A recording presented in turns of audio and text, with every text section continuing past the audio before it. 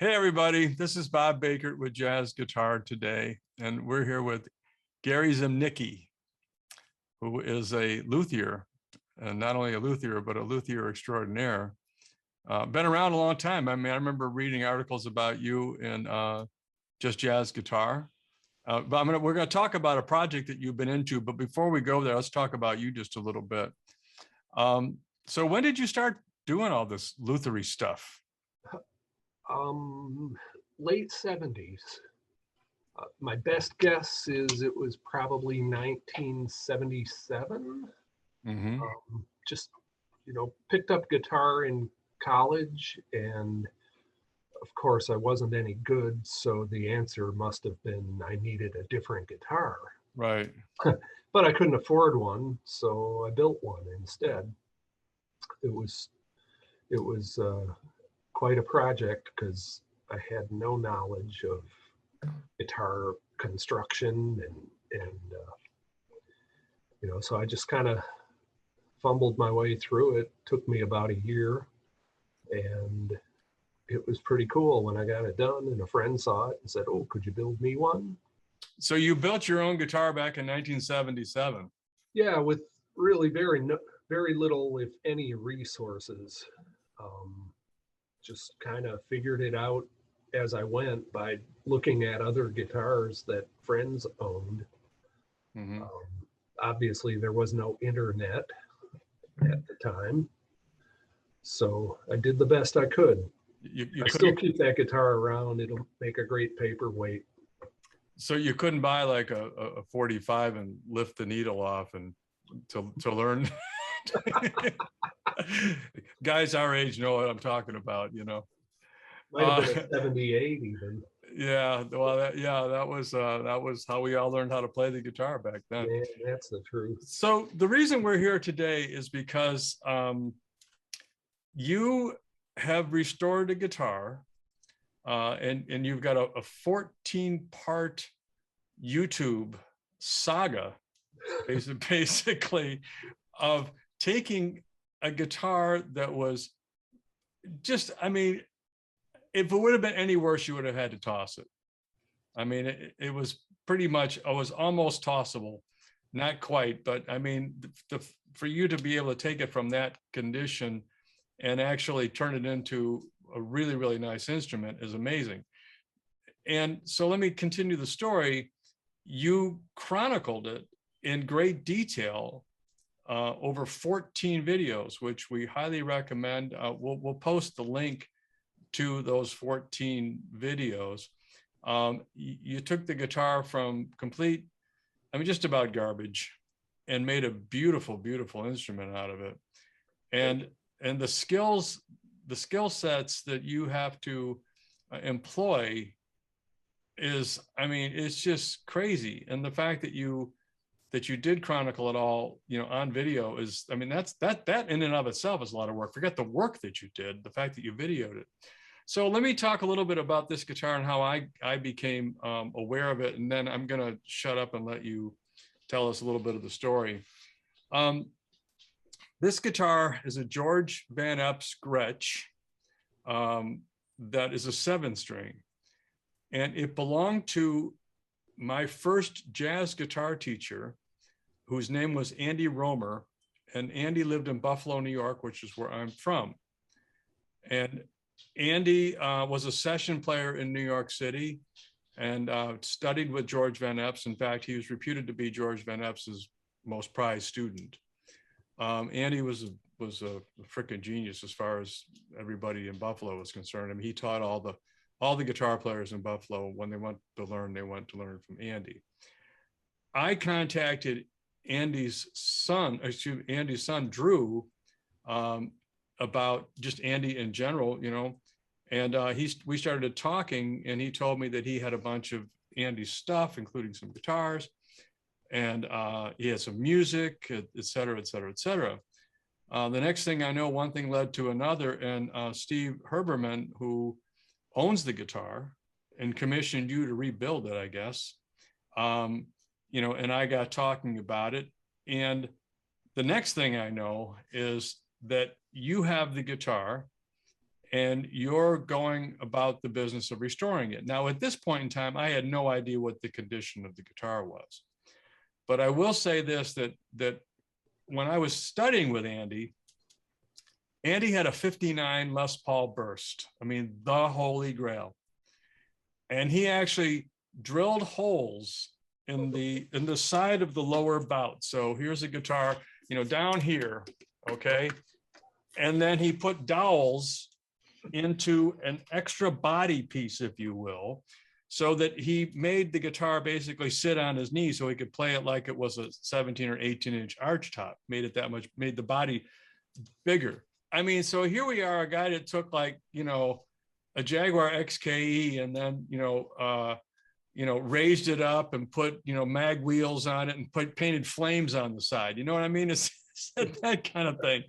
And I didn't know much at the time, but I knew this was probably not a great idea for that guitar. So then I see the guitar. I saw the pictures of the guitar and the condition it came to you in. And I had no doubt in my mind that Andy was capable of creating all of those, let's call them aberrations, for lack of a better word. And with that, pardon me, yeah, customize. Let's be kind. Let's be kind and call it customization. Retrograde, anyway. So with all of that, and we don't want to be here all day, and you could probably talk for a year about everything that you did, but tell us a little bit about this project and how you got involved, and what the hell inspired you to take this thing on? I mean, it's like, when people see the video, they're going to go, you have to be kidding.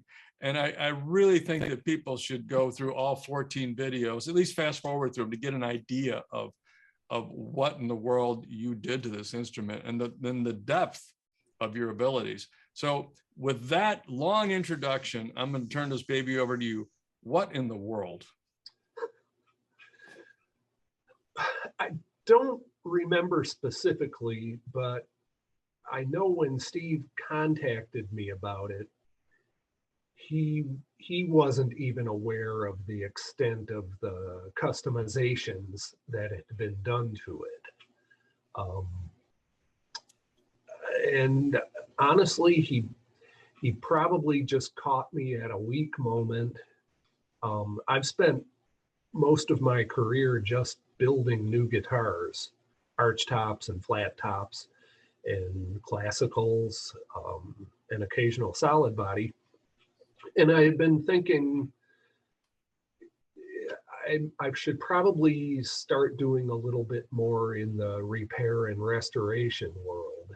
And so when he contacted me, that was on my mind. So he described what he understood to be the condition of the guitar, and I said, sure, I'll take a look at it. As I recall, he didn't know anyone else he could even ask about it. So I got a line, but I'm not going to use it, so go ahead. No, go ahead, I'm sure. No. Okay. No. So anyway, he got in touch with Drew Romer, who shipped me the guitar, and I opened up the case and took a look and said to myself, what have I gotten into? I think, as I recall, though, there was a bailout clause in the understanding I had with Steve. Right. When I got it, if I really didn't want to do it, no guilt would be applied. I could just send it back. Right. But it looked like quite a good project to test a lot of things I had only thought about or maybe read about that other people had done, but I never had myself. About a year before this guitar showed up, another kind of basket case Epiphone, what was it? an archtop flat-backed Epiphone. I can't remember what it was. Anyway, somebody had asked me to restore that, and I did. So I had a little bit of confidence with doing a big project, because that was a 6-month project too. So I've got this friend, Jeff Klein, who he comes over every Thursday morning, and he sharpens my chisels and helps me with not my own guitars, but some of the bigger repair things that I do. So I thought, well, this would be a good project for the two of us to do. And fortunately, Jeff has a real high tolerance for repetition. So, you give him a guitar and say, here, sand on this all day, he'll sand it. He doesn't complain. He likes doing that kind of thing. So anyway,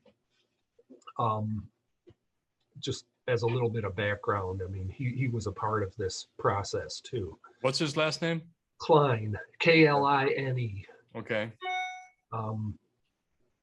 So I looked the guitar over for quite a long time, and I thought, well, this can be done. It's going to be a major amount of work. I have to say, you saw, Bob, you saw the picture I sent of the side cut away from the guitar. Yeah. And the tail block is removed, and there's that shot inside of the guitar where there are all those layers of wood. Right. I was so impressed with Andy. I don't know how in the world he did that. He cut away the side very cleanly, left about 1/8 of an inch of wood below the binding all the way around. So the binding was still intact, but he managed in that, 2.5 inch wide hole to get all of this wood into the body and tightly packed. It was impressive, but it certainly wasn't what needed to stay in there. So it's just kind of like, after looking it over, I sort of came up with a loose game plan. Like, the first thing that had to happen was the back had to come off the guitar. Right. Then we had to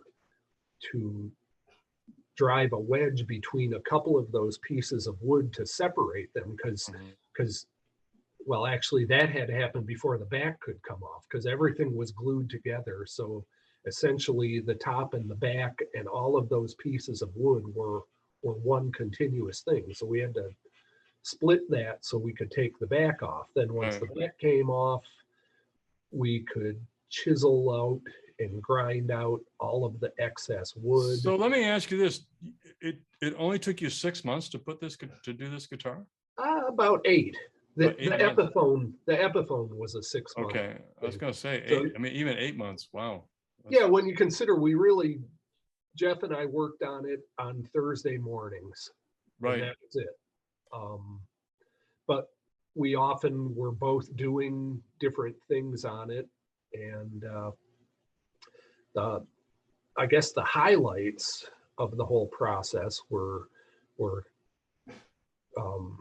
gutting the inside of the guitar, mm-hmm. and then replacing the side that had been removed. It was basically from the widest part of the lower bout all the way around to the lower bout on the other side. Right. It had just been cut off, and the tail block was cut out. So that all had to be replaced, and then put the back on it and replace the binding on the back, and then all kinds of cosmetic things. You also built braces for the back, didn't you? Didn't you re-brace it? Didn't you put new braces on? Yes. Yeah. I did a lot of research, and there were lots of different versions of that guitar, and I couldn't really tell for sure how that was braced originally. I could kind of see like witness lines from there having been some back braces on that guitar, but there was one version that Gretsch did where the top braces and the back braces, they called them trestle braces. Mm-hmm. So they not only went across, but then the top ones dipped down and the bottom ones came up and they touched, and it was supposed to reduce feedback.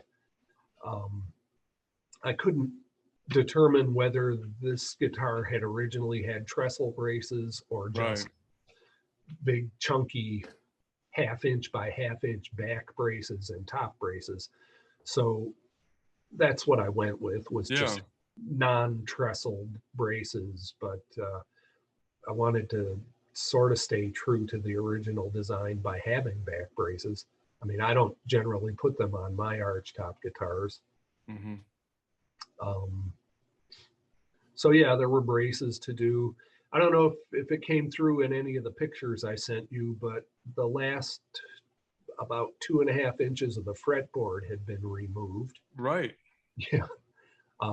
So it wasn't just that the frets were missing. The ebony was gone. The binding was gone. The fret, he cut off about the last 2 inches of the fretboard, and you rebuild that. Yeah. And then obviously, you did a lot of internal work. You replaced that lower bout wood, if you will. And I mean, that's a feat. You took all the stuff out of the middle. You obviously sanded all the finish off of it. You gave it a complete respray in sunburst, if you will, or tobacco burst. Yep. And I mean, it's a beautiful guitar. And Andy had done some interesting fills and holes and all kinds of things and dowels and all. And you made plugs, of the right wood, and sprayed. I mean, the amount of work that went into this thing. And if you just saw a before and after picture, you'd go, huh? How did that happen?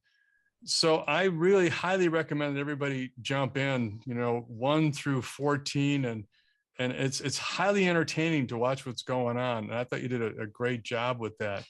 So and then the pickups that were in there, those were not the original pickups. It looks like a Ken Armstrong and something else, it looks like, but I don't know what. Lindy Fralin. Pickup. But the pickup that was on the guitar when I received it was a Carvin guitar pickup. Right. Remember Carvin? And it had something like, I want to say 26 pole pieces. I mean, it was just like as close together as you could put pole pieces. Yeah. 2 rows of them. I remember those pickups. Why didn't you just put a bar there? I mean, I don't understand. I don't know. I don't know. Right. So fine adjustment. So you got the guitar, you resprayed it, you strung it up. All of this is documented, and then you gave it back to Steve. And what? Well, actually, in about 2 hours, you'll see the and what. I mean, I'm doing one final video of him getting the guitar last weekend at the Artist Guitar Show and playing around on it, and his initial reaction to it. He's quite delighted with it. Says it's like a new guitar.